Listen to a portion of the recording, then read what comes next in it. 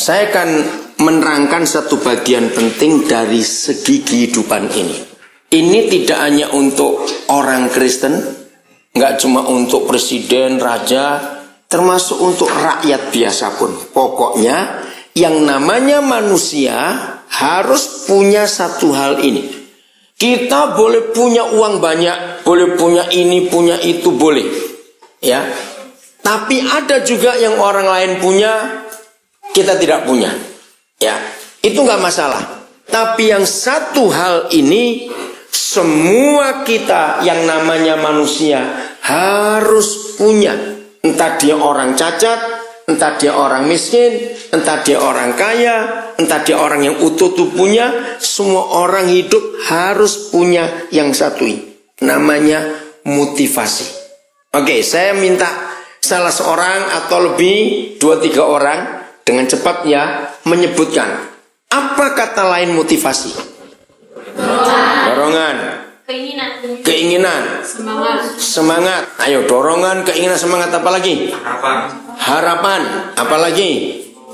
Himbauan, anjuran. Bukan. Yang terakhir itu bukan semuanya.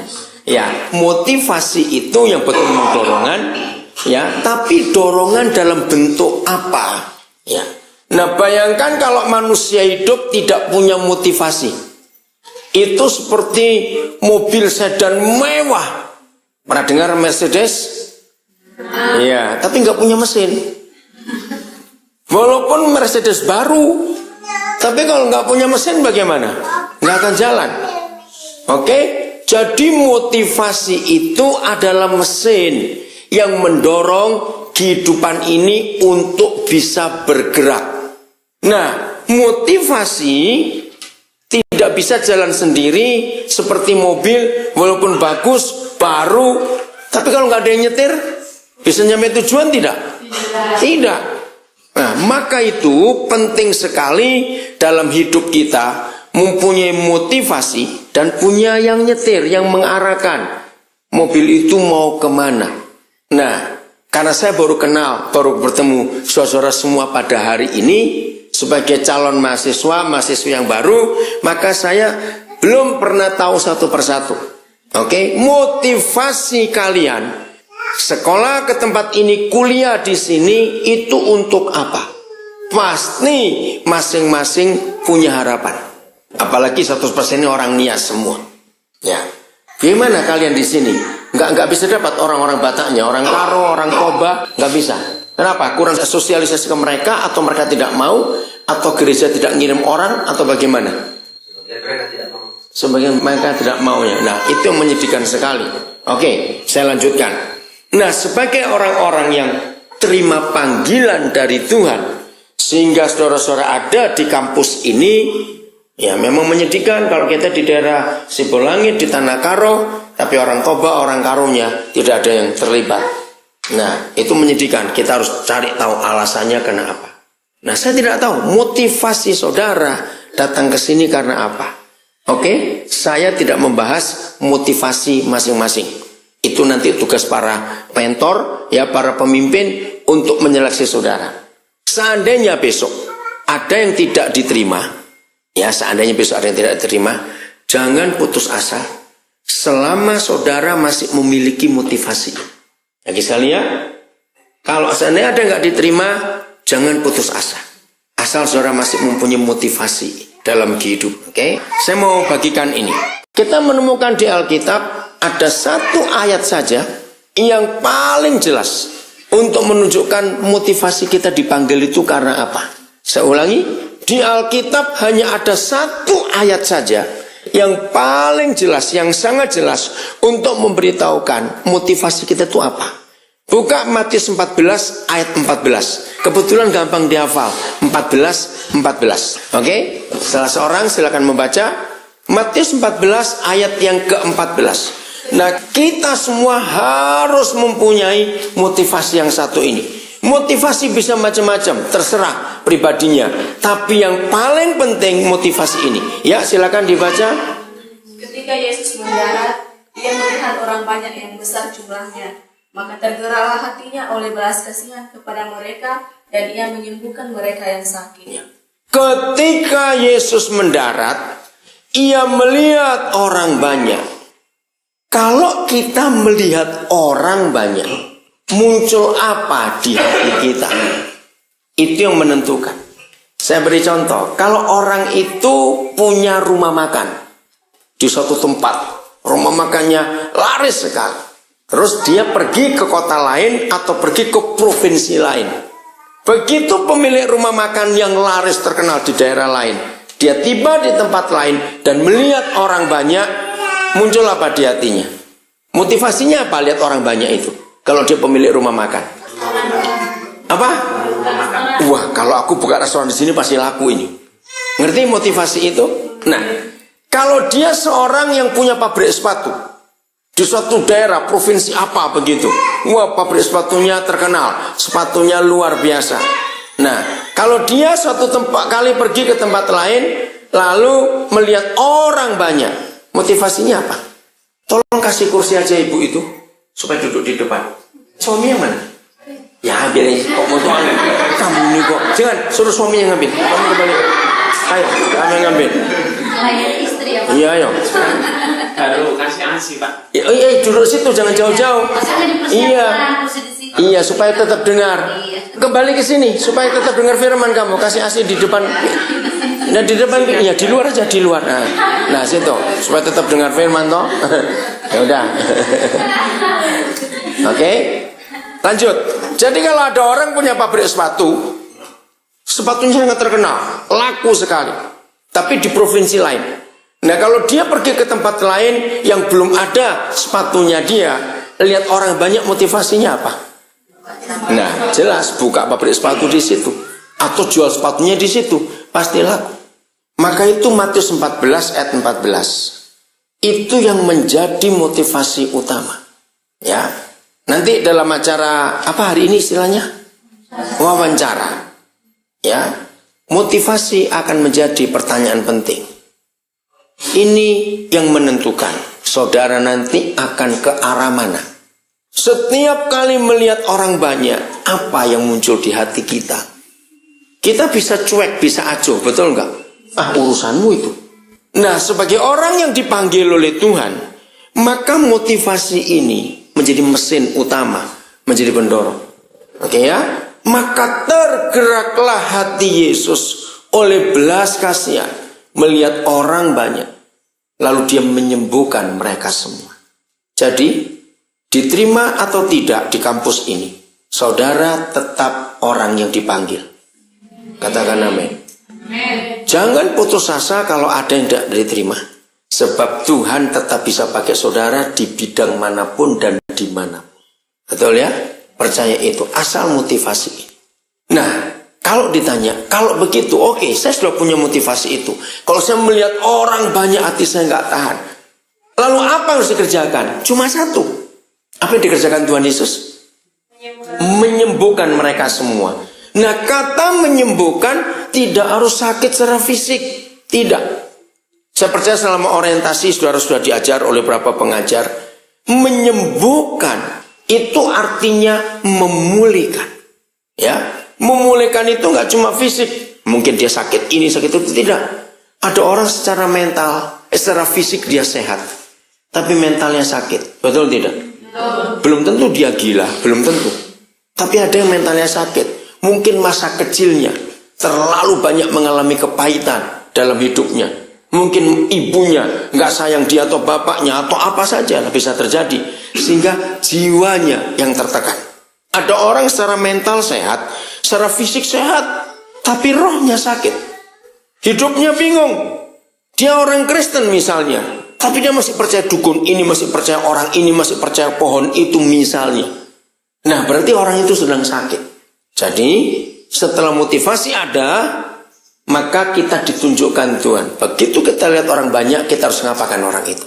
Loh, harus apa? Menyembuhkan mereka yang sakit.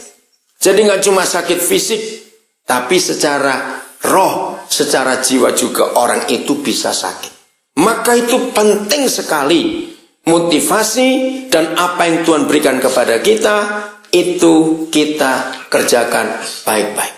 Nah, Bagaimana untuk kita mengerjakan motivasi itu? Kisah Rasul pasal 1 ayat yang ke-8. Ya, Kisah Rasul 1 ayat yang ke-8. Silakan salah seorang membaca. Tapi kamu akan menerima kuasa kalau Roh Kudus turun ke atas kamu, dan kamu akan menjadi saksiku di Yerusalem, di seluruh Yudea dan Samaria, dan sampai ke ujung. Wih, hafal kamu, hebat sekali kamu. Kamu staff atau Enggak, Pak, sisa. siswa? Mana kau nggak pakai bed namamu mana? Semester 2. Oh sudah. Oh kamu bukan siswa baru. Oh calon siswa. Maaf. Yang lama ada berapa siswanya? Yang lama. Oh ini yang lama gitu. Oke. Nias juga kalian. Mana Bataknya? Ada yang Jawa?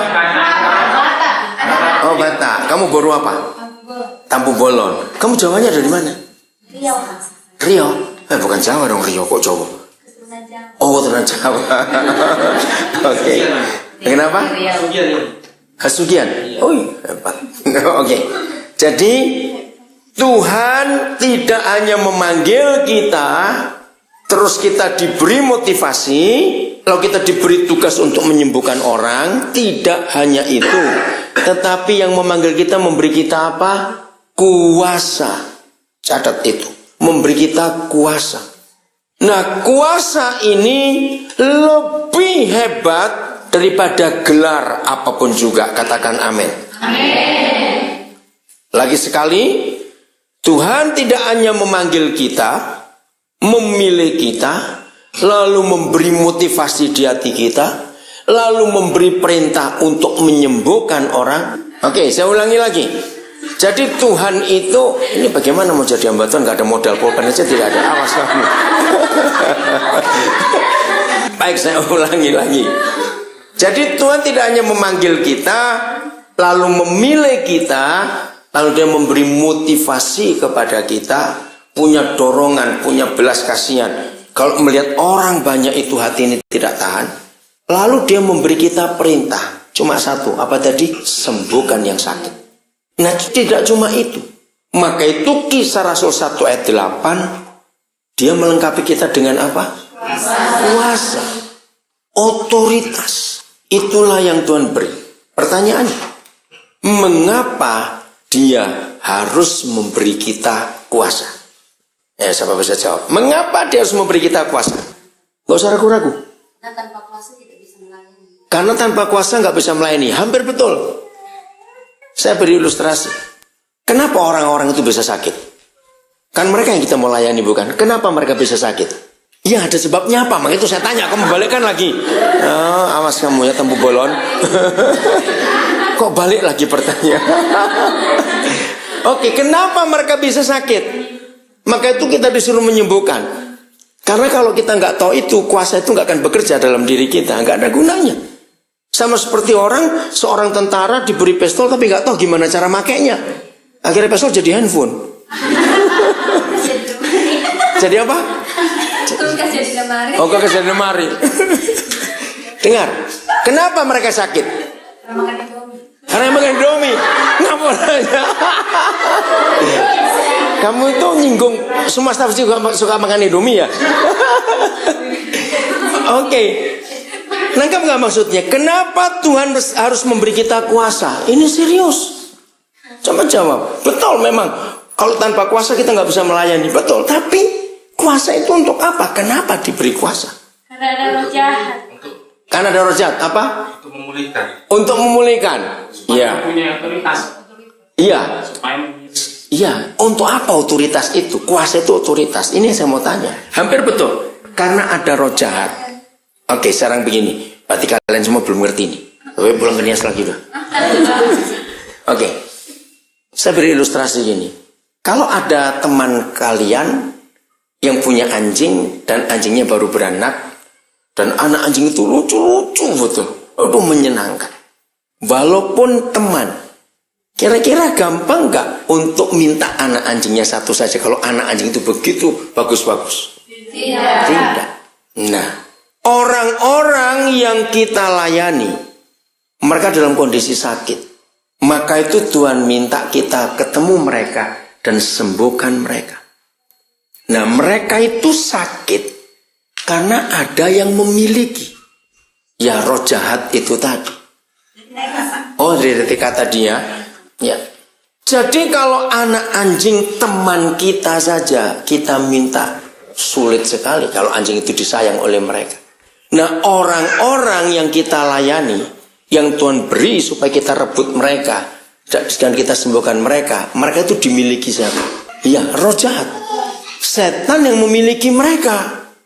Nah, bayangkan mudah atau sulit kalau kita minta mereka dari setan? Mudah atau sulit? Sulit. Minta anjing aja susah kok, apalagi ini. Setan sudah memiliki orang-orang itu. Sulit sekali. Nah, karena urusan kita dengan si jahat yang memiliki orang-orang itu, maka walaupun kita sudah dipilih, sudah dipanggil, sudah dipilih, sudah diberi motivasi, sudah diberi tugas sembuhkan orang, tapi tanpa otoritas, tanpa kuasa dari surga, kita nggak punya hak, bahkan kita akan dikalahkan oleh iblis untuk merebut orang-orang itu. Ngerti maksudnya? Ya, kita harus jaga itu. Otoritas itu kita harus jaga dalam hidup kita untuk merebut mereka. Nah, ini yang saya katakan tadi. Kuasa itu lebih hebat daripada gelar STH, gelar AM Master, gelar doktor, lebih hebat daripada itu. Setan itu nggak takut dengan STH-mu. Lo percaya tidak? Kalau kita melayani orang, hei setan, kamu harus tahu aku ini sarjana teologi. Setan cuma tertawa. Karena itu tidak bisa membebaskan orang. Betul? Tapi kuasa itu yang Yesus berikan. Kamu akan menerima kuasa nanti kalau Roh Kudus turun ke atas kamu.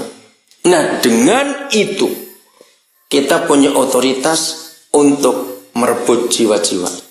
Maka itu kita perlu kuasa itu. Oke, kuasanya dalam bentuk apa? Matius 28 mulai ayat 18 sampai yang ke-20.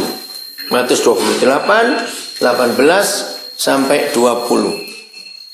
Ya, satu orang satu ayat jadi 3 orang baca. Beginilah bunyi firman Tuhan. Yesus mendekati mereka dan berkata, "Padaku telah diberikan segala kuasa di surga dan di bumi." Ya. 19. Karena itu, pergilah, jadikanlah semua bangsa muridku, dan baptislah mereka dalam nama Bapa dan Anak dan Roh Kudus. Ya, 20. Dan ajarlah mereka melakukan segala sesuatu yang telah kuperintahkan kepadamu, dan ketahuilah aku menyertai kamu senantiasa sampai kepada akhir zaman. Katakan amin. Ini janji luar biasa. Ayat 18 berkata, dan Yesus Tuhan mendekati mereka, lalu berkata, segala kuasa yang di mana dan di mana? Nah, surga dan di bumi. Itu artinya di seluruh alam semesta ini. Karena bicara surga itu langit, termasuk ruang angkasa di luar planet bumi kita ini. Dan yang di bumi ini. Telah, perhatikan kata penting. Bukan akan. Kalian harus garis bawahi kata telah itu. Telah diberikan kepadaku. Kuasa di mana? Di surga dan di bumi. Berarti ada yang tersisa enggak yang tidak diberikan oleh Tuhan Yesus? Tidak, semuanya sudah. Kepadaku telah diberikan kuasa, segala kuasa yang di langit dan yang di bumi. Terus ayat 19, kata pertama apa? Ayat 19 kata pertama, karena itu, stop dulu, karena itu. Nah, itu kata penting. Kenapa? Oke, saya beri contoh begini.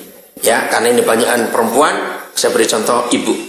Kalau suatu hari ibu masak, tiba-tiba kekurangan misalnya garam. Waduh, garamnya habis. Nah, terus salah seorang kalian sebagai anak ada di rumah.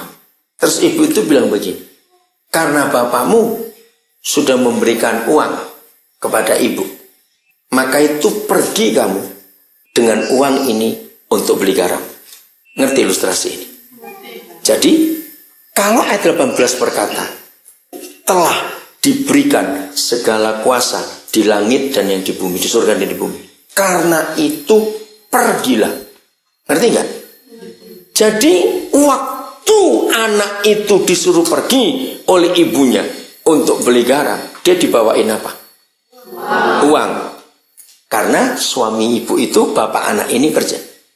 Nah, kalau firman itu berkata, karena kepadaku telah diberikan segala kuasa yang di surga dan di bumi, karena itu pergilah. Maksudnya apa? Apa yang diberikan kepada kita waktu disuruh oleh Tuhan Yesus? Karena itu pergilah. Nah, kuasa yang dia terima dari surga, dari Bapa. Dan itu nggak main-main. Karena itu pergilah. Disuruh apa kita pergi? Baca lagi, disuruh apa kita? Untuk menjadikan segala bangsa muridku. Di sini ada bukunya Pak Bambang yang terakhir. Untuk plan A, plan B. Ada nggak? Pengurus? Ada nggak bukunya Pak Bambang? Plan A, plan B. Mereka sudah baca belum? Yang plan A dan plan B. Bukunya Pak Bambang ada toh? Iya. Nah, oke. Jadi kalian yang diterima harus baca itu. Kalau tidak, kalian bisa beli. Itu buku bagus sekali. Pak Bambang, menurut Pak Bambang itu pendirinya Pesat, salah satu pendiri Pesat. Pak Bambang menulis yang di buku itu bagus. Nggak ada plan B, cuma plan A. Rencana satu saja, memuridkan. Itu panggilan Tuhan. Nah, banyak gereja salah mengutus cuma terima kuasa untuk menyembuhkan orang, melepaskan orang dari ikatan kuasa gelap. Setelah itu tidak dimuridkan, maka mereka kembali ke hidup yang lama lagi. Jadi pemuridan itu penting. Dan yang hebat lagi ayat 20-nya. Kuasa itu tidak hanya diberikan kepada kita, terus Yesus pergi, tapi dia ngapain? Menyertai sampai akhir zaman. Itu luar biasa. Nah, maka itu bagian pertama yang saya sampaikan ini kepada saudara-saudara semuanya. Sebagai calon-calon mahasiswa, calon-calon hamba Tuhan, untuk setelah itu akan diutus termasuk yang sudah semester berapa kalian ini? Angkatan berapa? 20, enggak, semester keberapa kalian? Kelima. Oh, sudah studi kasus sekarang. Baik, termasuk kalian semua ya. Dengarkan ini. Bahwa panggilan Tuhan itu dilengkapi dengan motivasi, dilengkapi dengan tujuan menyembuhkan orang, lalu ditambah lagi dengan kuasa, otoritas tadi. Untuk kita punya kuasa kalau kita datang kepada iblis, minta orang-orang yang mereka miliki itu. Lalu kita nggak cuma menolong orang itu untuk menyembuhkan, tapi kita harus memuridkan orang-orang itu. Dan yang hebat lagi, kita nggak cuma disuruh pergi sendiri, kerja sendiri, tidak. Tapi Tuhan Yesus ngapain? Menyertai kita. Itu yang luar biasa. Saya punya ilustrasi. Walaupun tidak semua pernah ngalami ini. Saya tanya begini. Kalau ada satu keluarga punya pembantu di rumah. Pagi hari itu, bapak rumah tangga akan ke kantor. Dia lagi duduk, pas mau pakai sepatu, ternyata sepatunya ada di rak agak jauh. Terus dia suruh pembantunya, tolong ambilkan saya sepatu itu. Nah, waktu bapak ini, bos ini, nyuruh pembantunya ambil sepatu, dia duduk tetap atau ikut pergi bersama pembantu ambil sepatu itu? Duduk loh, karena dia nyuruh kok. Tapi Tuhan Yesus tidak. Ketika dia menyuruh kita, pergilah. Karena itu pergilah. Dengan otoritas dan kuasa ini. Kita disuruh pergi. Tapi yang luar biasa, aku ikut pergi bersama kamu. Nah, lucu tidak kalau bos tadi ini ketika dia suruh pembantunya pergi ke tempat sepatu, dia ikut membantunya. Dari tempat sepatu, dia ikut balik lagi ke situ. Nah, kalau gitu ngapain ambil sendiri dong? Betul tidak logikanya? Nah, itu Tuhan Yesus. Dia menyuruh kita, terus dia nggak diam-diam aja di sana. Dia ikut pergi bersama kita. Maka itu jaminan kita menjadi hamba Tuhan. Bukan karena kita sekolah di Pesat, atau sekolah teologi Nomensen, atau sekolah teologi di mana saja. Tidak. Panggilan kita ditetapkan oleh sikap hati kita. Catat itu baik-baik. Katakan amin. Bukan gelar kita dari sekolah apa, tidak. Setan tidak pernah takut dengan gelar apapun juga. Katakan amin. Dia hanya takut kalau dia tahu kita punya otoritas dari kerajaan surga. Kepadaku telah diberikan segala kuasa yang di surga dan yang di bumi. Karena itu pergilah. Berarti dia berikan kuasa itu.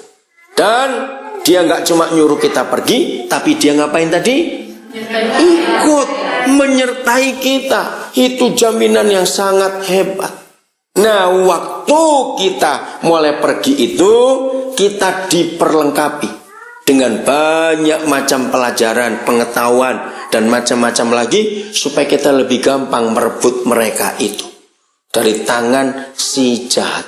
Jadi kita harus tahu rencana Tuhan yang luar biasa dalam kehidupan kita ini. Jelas ya? Oke. Bacakan Efesus 1 ayat yang ke-13. Nah, ini loh masalahnya iblis itu begini. Efesus 1 ayat 13. Salah seorang silakan baca. Di dalam Dia kamu juga, karena kamu telah mendengar firman kebenaran, yaitu Injil keselamatanmu. Di dalam Dia kamu juga, ketika kamu percaya, dimateraikan dengan Roh Kudus dan dijanjikannya itu. Ya.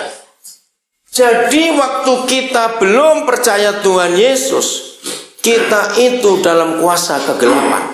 Tapi begitu kita mendengar Injil, maka kita dibebaskan, kita diberi Roh Kudus. Itulah kuasa yang Tuhan janjikan kepada kita. Ada otoritas. Pasti kalian tanya, kalau gitu apa bentuk otoritas itu? Ya, apa bentuknya? Oke, saya beri ilustrasi ini. Kalau ada di antara saudara punya tetangga polisi, ya, dan polisi itu sangat dihormati, pangkatnya cukup tinggi. Itu tetangga sebelah kanan rumahmu. Nah, sebelah kiri rumah saudara itu tetangga juga, ternyata orang gila. Oke. Suatu hari, misalnya kalian di Medan, ya, di perempatan antara Medan Plaza dengan jalan apa, begitu. Wih, ini kenapa ini? Antriannya panjang sekali, jalanan ini macet. Akhirnya pelan-pelan sampai di perempatan, saudara terkejut. Ada polisi sedang prit, jadi stop sana, stop sini. Wah, kacau juga ini polisi. Orang semua hormat gak pada polisi itu? Harus, gak bisa melanggar. Begitu saudara di balik barisan paling depan, saudara terkejut. Ya, ini kan tetanggaku yang gila itu. Ternyata dia ambil pakaian polisi tetangga sebelah lagi. Dan dia pakai pakaian itu. Lalu dia jadi sok polisi beneran. Prit. Oke. Lalu saudara tahu, saudara telepon polisi bener. Pak, itu polisi gadungan itu. Itu tetangga saya yang gila itu. Saya jadi kacau. Ngerti ilustrasi ini? Walaupun dia orang gila, ada apa yang dia pakai? Baju polisi itu ada apanya? Ada kuasanya, ada otoritasnya. Siapapun yang pakai, orang harus hormat. Bukan pada, semua orang harus hormat. Bukan pada orangnya, tapi pada bajunya itu. Ngerti sekarang? Nah, seperti itu iblis terhadap kita semua. Kalau iblis tahu bahwa dalam hidup kita ada otoritas, iblis akan hormati otoritas itu. Apalagi kalau iblis diingatkan terus bahwa Yesus yang memberi aku otoritas ini adalah orang yang pernah mengalahkan engkau ketika dia bangkit. Oh, iblis takut. Iblis paling takut. Nangkap maksudnya otoritas itu? Dan itu ada dalam hidup kita. Bagaimana cara kerja otoritas itu? Yakobus 4 ayat 7. Bagaimana cara kerja otoritas itu? Menarik sekali. Jadi iblis tidak takut, hanya kita tengking dalam nama Yesus. Yakobus 4 ayat 7. Dalam nama Yesus, berteriaklah sekencang apapun dengan kata dalam nama Yesus. Kalau iblis tidak melihat otoritas itu dalam diri kita, maka nggak akan lari. Masih ingat kisah di Kisah Rasul 16? Ada orang-orang ngusir setan, masih ingat itu? Loh, masih ingat nggak? Oke, nanti kita baca ya. Sekarang baca dulu Yakobus 4 ayat 7. Demikian tertulis, karena itu tunduklah kepada Allah dan lawanlah iblis, maka ia akan lari daripadamu. Katakan amin. Hanya ada satu syarat kapan iblis lari daripada kita. Ketika kita tunduk kepada Tuhan. Ini luar biasa. Jadi kalau kita walaupun berstatus hamba Tuhan, sarjana teologi, master teologi, doktor teologi, pendeta terkenal, pelayanannya luar biasa misalnya. Tapi kalau iblis tahu bahwa orang itu tidak tunduk kepada Tuhan, iblisnya lari nggak dari dia walaupun diusir? Tidak. Jadi kesimpulannya, ternyata pribadi yang paling tahu kita ini tunduk pada Tuhan atau tidak, ternyata pribadi itu namanya setan. Aneh bukan? Jadi setan itu tahu kita ini tunduk atau tidak kepada Tuhan. Begitu setan tahu kita tunduk kepada Tuhan, otomatis dia pergi. Ini dahsyat sekali. Maka itu bukan karena kita rajin doa puasa, catat ya, bukan. Banyak pendeta salah mengajar. Oh, kamu kurang puasa. Bukan. Kalau kita berpuasa supaya bisa ngusir setan, itu namanya dukun. Salah.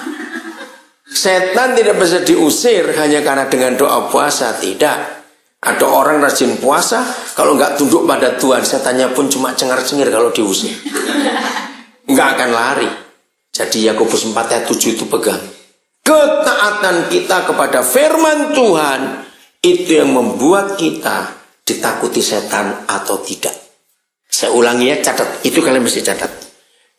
Penundukan diri kita kepada Tuhan, ya, penundukan diri kita kepada Tuhan atau ketaatan kita kepada Tuhan, penundukan diri kita atau ketaatan kita kepada Tuhan, itu yang menentukan setan lari dari kita atau tidak. Itu yang menentukan setan lari dari kita atau tidak. Udah?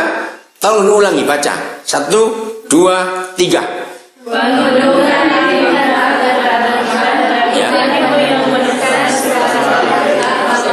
Iya. Jadi setan tidak bisa lari karena suara kita yang kenceng kayak halilintar. Enggak. Tapi penundukan diri kita. Karena itu tunduklah kepada Tuhan dan lawanlah iblis, maka iblis akan lari daripada. Jadi kalau kita bertemu dengan jiwa-jiwa yang kita harus sembuhkan, pakai otoritas ini. Dalam hidupku ada otoritas, maka Tuhan akan berikan jiwa-jiwa itu kepada kita. Nah, jadi di Kisah Rasul 16 nanti baca sendiri, ada kisah anak-anak imam Skewa. Pernah dengar itu ya? Anak imam ini, mereka lihat, wih, Paulus luar biasa, ngusir setan, setannya pergi. Terus mereka ikut-ikut. Hei, aku usir kamu demi nama Yesus yang diberitakan Paulus. Setannya nggak lari, malah setan itu ngeroyok anak-anak imam Skewa dan ditelanjangi, kata itu ada. Mereka lapor kepada Paulus, kenapa setan-setan nggak lari daripadaku waktu kami usir? Nah, itu masalahnya. Mereka nggak tunduk pada Tuhan. Mereka cuma pakai nama Yesus, tapi mereka tidak tunduk kepada nama itu. Jadi, otoritas yang Tuhan berikan kepada kita tidak akan bekerja kalau kita tidak taat. Ingat itu baik-baik. Jangan melanggar hukum-hukum Tuhan. Tuhan memberikan otoritas kepada kita karena kita taat. Nah, kita lihat. Bacakan Roma 3:23. Apa yang terjadi setelah kita jatuh dalam dosa? Ya, Roma 3:23. Apa yang terjadi kalau kita jatuh dalam dosa? Ya, silakan salah seorang. Karena semua orang telah berbuat dosa dan telah kehilangan kemuliaan Allah. Ya. Ketika dosa kita lakukan, maka saat itu apa yang hilang? Kemuliaan Tuhan hilang dari kita. Nah, lama sekali saya mencari kata itu. Saya tidak tahu kalian pernah ke gereja karismatik atau tidak. Kalau kalian pernah dengar ke gereja karismatik, seringkali pemimpin pujian maupun pendeta yang khotbah seringkali gini, mari kita beri kemuliaan pada Tuhan. Kemuliaan itu berupa apa kalau gereja bilang gitu? Tepuk tangan. Nah, itu salah. Salah. Tapi tidak dosa. Silakan saja tepuk tangan. Tapi bukan itu kemuliaan. Kemuliaan kita akan cari lewat Roma 3 ayat 23. Ketika kita jatuh dalam dosa, maka kita kehilangan kemuliaan itu. Oke, gampang kita cari. Kita ingat Kejadian pasal 3. Buka Kejadian pasal 3. Itu kisah tentang apa? Kejatuhan Adam dan Hawa. Oke. Saya nggak tahu di ayat berapa, tapi saudara bisa cari.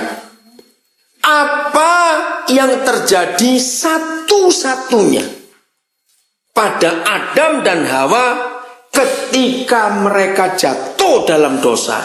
Mereka terus sadar, mereka apa? Nah, telanjang. Itu ayat yang paling lucu se-Alkitab. Di mana lucunya? Ayo, dari tadi mereka sudah pakai baju atau tidak? Ayo, dari tadi mereka pakai baju tidak? Ya, lucu bukan? Kok tiba-tiba bisa sadar telanjang? Dari tadi sudah telanjang? Ayo, pernah mikir nggak itu? Iya toh, aneh. Nah, kalau begitu, mereka tadinya pakai sesuatu atau tidak? Pakai. Maka itu ketika dosa datang, hilang yang mereka pakai. Itu sebabnya mereka langsung sadar, aduh, kita telanjang ini. Yang tadi sudah telanjang kok. Ngerti? Maka kesimpulannya berarti kemuliaan itu bentuknya apa? Sebagai apa? Kemuliaan itu sebagai apa bentuknya? Kok kita gabungkan Roma 3 dan Kejadian 3? Baju, susah bener ah. Pakaian. Loh betul toh? Berarti tadi mereka sudah pakai pakaian. Maka itu mereka tahu mereka tidak telanjang. Tapi begitu mereka berbuat dosa, mereka sadar, aduh malu. Maka itu mereka sembunyi. Nah, manusia tidak bisa melihat pakaian kemuliaan itu. Yang bisa lihat cuma dua, Tuhan dan setan. Maka itu ketika kita berbuat dosa, otoritas itu hilang. Pakaian itu hilang, tercopot. Ingat polisi gadungan tadi? Dia pakai pakaian kemuliaan. Maka orang harus tunduk. Jelas ya sekarang ini? Maka itu Yakobus 4 ayat 7 saya ulangi, tunduklah kepada Tuhan, maka lawanlah iblis, setan akan lari daripada. Jadi jangan ada dosa dalam kehidupan. Kalau ada dosa cepat minta ampun, bertobat. Tuhan ampuni, Tuhan ampuni. Ngerti sekarang? Jadi otoritas itu bentuknya apa? Pakaian, baju. Supaya manusia nggak sombong. Nah maaf ya, inilah fakta. Mengapa semua agama di dunia ini, termasuk agama Kristen, termasuk agama Katolik, dengar, mengapa semua agama di dunia ini pemimpin-pemimpinnya harus pakai baju-baju atau jubah-jubah tertentu? Jawab iya atau tidak? Iya. Nah sebetulnya ini konotasinya. Dengan baju-baju kebesaran, kalau pendeta itu toga, ya, dengan stolannya. Nanti kalau orang agama A pakaiannya begini, agama B pakaiannya begitu. Semua agama di dunia, termasuk Kristen Katolik, mereka menandakan pangkat kebesaran mereka pada jubah mereka. Nah maaf saya berkata, dengan jubah-jubah sehebat itu, semahal itu, setan tidak takut. Betul tidak? Tidak. Akhirnya apa yang Yesus katakan pada zaman itu jadi kesombongan. Betul? Karena di semua gereja, warna dan bentuk jubah para pendeta itu menentukan kepangkatan mereka. Termasuk agama apa saja. Dengan jubah-jubah mereka, dengan baju-baju mereka yang hebat-hebat itu menunjukkan pangkat mereka itu apa? Akhirnya jadi kesombongan. Tapi bersyukur kepada Tuhan, hari ini kita mendengar firman ini, bahwa pakaian kemuliaan yang adalah otoritas, yang bisa melihat siapa? Tuhan dan iblis. Manusia nggak bisa lihat, maka itu kita nggak bisa pamer. Apa yang kita mau pamerkan orang tidak tahu. Hebat bukan? Ngerti sekarang? Saya ulangi lagi, Yakobus 4 ayat 7. Jadi pribadi siapa yang paling tahu kita ini tunduk pada Tuhan atau tidak? Setan yang paling tahu nurut atau tidak. Caranya usir mereka. Kalau mereka nggak lari malah tertawa, berarti kita nggak tunduk. Iya toh, gampang saja. Kalau setannya lari berarti kita punya otoritas, setannya takut. Hebat sekali ayat itu. Maka itu kelengkapan yang luar biasa. Bukan saudara kuliah di mana. Bukan. Walaupun pakai nama pesat, setan pun nggak takut. Pakai nama no mention, setan pun nggak takut. Mau pakai nama Betani, setan pun nggak takut. Mau pakai nama Pantai Costa pun setan nggak takut. Betul? Karena tidak ada otoritas di dalam nama-nama itu. Sebab hanya ada satu nama yang punya otoritas, Tuhan Yesus Kristus. Tidak ada yang lain. Ingat. Jadi saya ulangi lagi, kalau dalam wawancara akhirnya ada yang nggak diterima, jangan putus asa. Terus jangan bunuh diri, awas ya. Terus gantung diri di bawah pohon tomat, awas kan.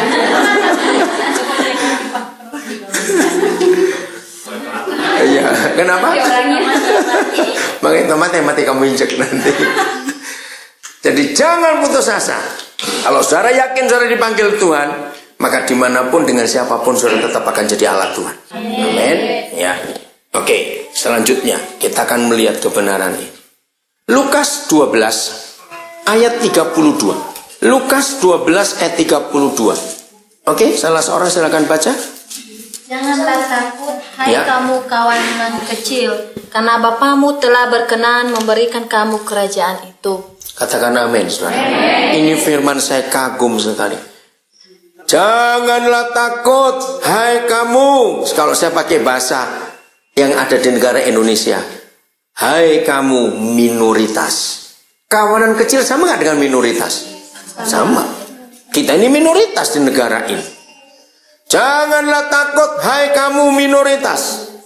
Kenapa kita nggak boleh takut? Apa jaminannya? Baca. Apa jaminannya kita nggak boleh takut? Lihat. Nah, karena Bapamu bukan akan. Maka itu kalau baca Alkitab teliti ya. Kata akan dan telah itu beda jauh. Kalau akan bagaimana? Belum tentu terjadi. Kalau telah, sudah. Nah, catat ya. Semua janji Tuhan dalam seluruh kitab suci kita, bentuknya itu telah. Past perfect tense. Telah. Segala kuasa di surga dan di bumi telah diberikan kepadaku. Semuanya janji Tuhan kata telah. Sudah selesai. Betul? Kamu sudah sembuh. Kamu sudah diampuni. Semua pakai kata sudah atau telah. Artinya memang sudah selesai.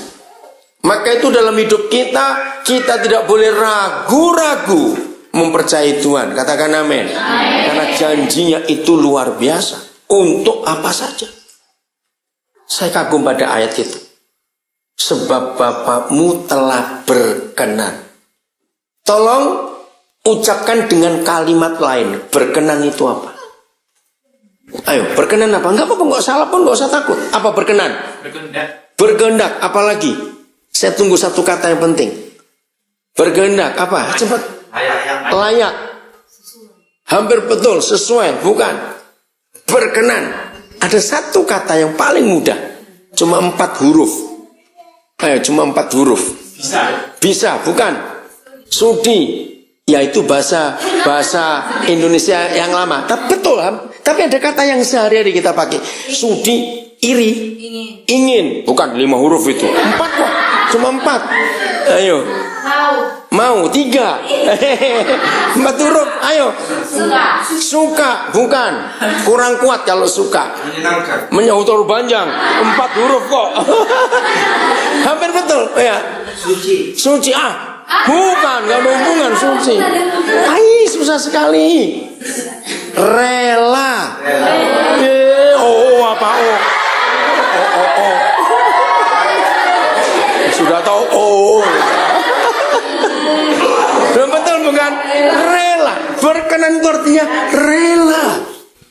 Saya sangat kagum pada ayat ini. Perhatikan, sebab Bapakmu telah berkenan. Coba renungkan.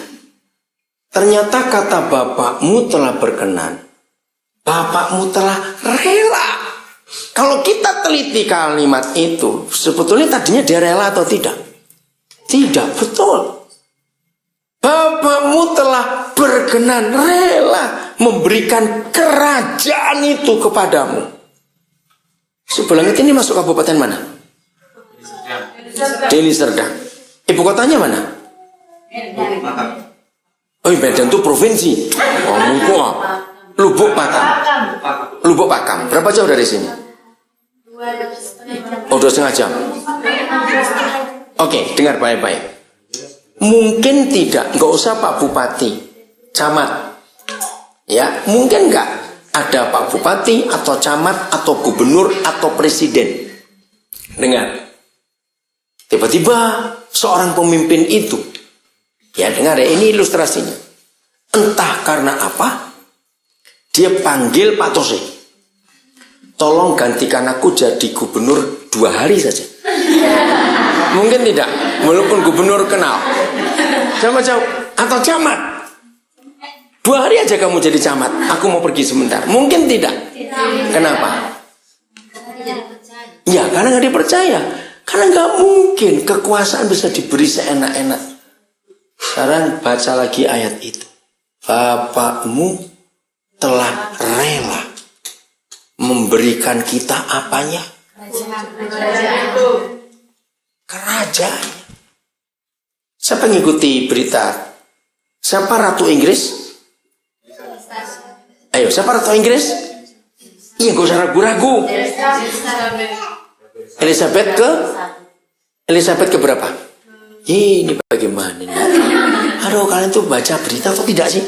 Elizabeth kedua, umurnya 80 tahun lebih. Belum lama dia merayakan 60 tahun naik takhta. Bayangkan, kerajaan Inggris itu kerajaan boneka. Artinya nggak benar punya kuasa. Cuma simbol negara saja. Tapi toh Ratu Elizabeth tidak segampang Papa di surga memberikan tahtanya kepada anaknya, Pangeran Charles. Pangeran Charles sudah tua, sudah 60-an tahun umurnya. Sampai sekarang belum diberikan. Ratu umur 80 lebih.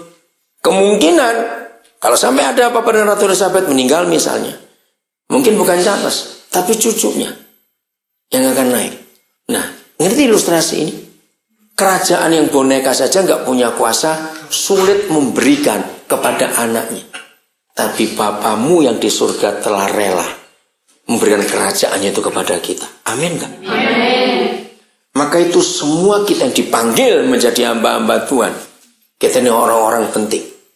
Saya tanya lagi, kalau setan tahu ayat ini, kira-kira kalau mereka ketemu kita bagaimana? Setan-setan itu. Kita telah diberi kerajaan itu. Setan-setan kalau ketemu kita bagaimana? Takut. Karena ada otoritas kerajaan itu. Ini mau jadi pengkhotbah itu anaknya. Ngidam apa waktu kamu hamil dia? Asal jangan ngidam tokek saja ya. Cerewetnya minta ampun. Hai. Oke, saya tanya lagi. Dengarkan ini baik-baik. Kalau ada firman, karena Bapamu yang di surga telah berkenan memberikan kamu kerajaannya itu. Berarti semua kita pangkatnya apa?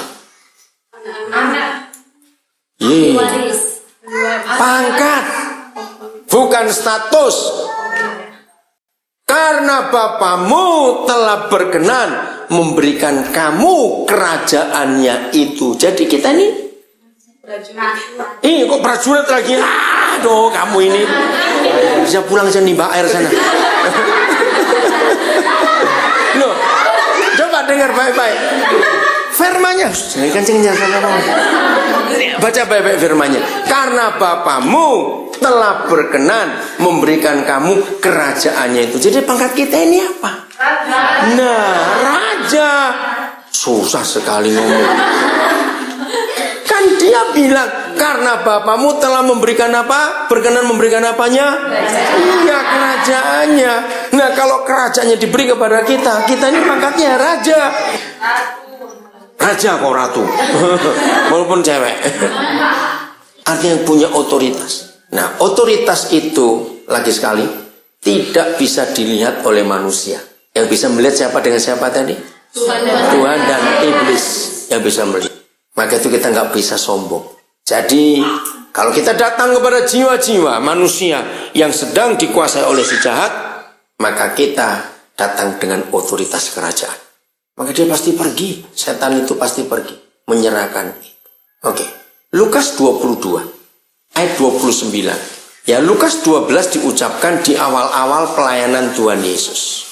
Menjelang akhir pelayanannya, menjelang dia disalibkan, terus Tuhan kita menyatakan ini lebih dahsyat. Lukas 22 ayat 29. Lukas 22 ayat 29. Silakan dibaca. Dan aku menentukan hak kerajaan bagi kamu, sama seperti Bapakku menentukannya bagiku. Mari kita bongkar ayat itu. Hak-hak kerajaan kita bahas dulu. Apa kata lain hak-hak kerajaan? Ayo. Apa? Milik, kepunyaan, kurang kuat. Ini bicara kekuasaan.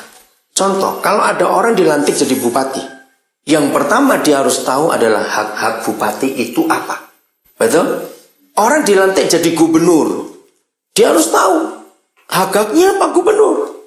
Saudara baca baik-baik ayat ini. Dan aku menentukan hak-hak kerajaan bagi kamu. Sama seperti siapa? Berarti kekuasaan hak-hak kerajaan yang kita miliki sama dengan haknya siapa? Yesus. Tuhan Yesus. Hebat nggak? Kalau dia pernah berkata kepada badai, diam kamu. Badai tunduk tidak? Nah, seperti itu yang diberikan kepada kita. Ketika dia berkata, hai lumpuh kamu berjalan. Orang itu berjalan tidak? Nah, seperti itu yang diberikan kepada kita. Saya ulangi lagi. Bukan sekolah di mana, kampus apa, perguruan tinggi apa yang kita ambil kuliah, yang menentukan kita ini jadi hamba Tuhan atau tidak. Apa yang menentukan? Loh, apa itu yang menentukan? Otoritas. Kuasa. Otoritas dan kuasa tidak pernah diberikan oleh lembaga pendidikan manapun. Katakan amin. Amin. Termasuk pesat tidak mampu dan tidak akan pernah bisa memberi otoritas kepada saudara. Yang bisa memberi hanya Tuhan Yesus dan Bapa di surga. Amin. Amin. Saudara dilatih di sini itu untuk membentukkan karakter. Begitu lihat slogan baca di apa ini spanduk biru itu. Suci, terampil, militan, berhikmat. Itu moto yang Pak Bambang Budianto temukan. Jadi otoritas datang karena kita tunduk kepada Tuhan. Ya, jangan lupa. Sekarang bayangkan kalau semua kita punya otoritas ini. Pelayanan bagaimana kira-kira? Ayo, pelayanan kita bagaimana kalau kita semua punya otoritas seperti ini? Dahsyat, luar biasa. Maka itu gunakan ini untuk kemuliaan Tuhan, mencari jiwa-jiwa itu. Amin. Tapi motivasi jangan lupa. Apa motivasinya tadi? Tiap kali lihat orang banyak, apa yang muncul? Belas kasihan. Ingin menolong orang-orang itu. Walaupun banyak kita belum punya apa-apa untuk bisa menolong orang, tapi kita sudah punya otoritas itu untuk menolong orang. Jadi jangan lupa, inilah wibawa yang Tuhan berikan kepada kita sebagai pelayan Tuhan, hamba-hamba Tuhan, untuk merebut banyak jiwa yang belum diselamatkan.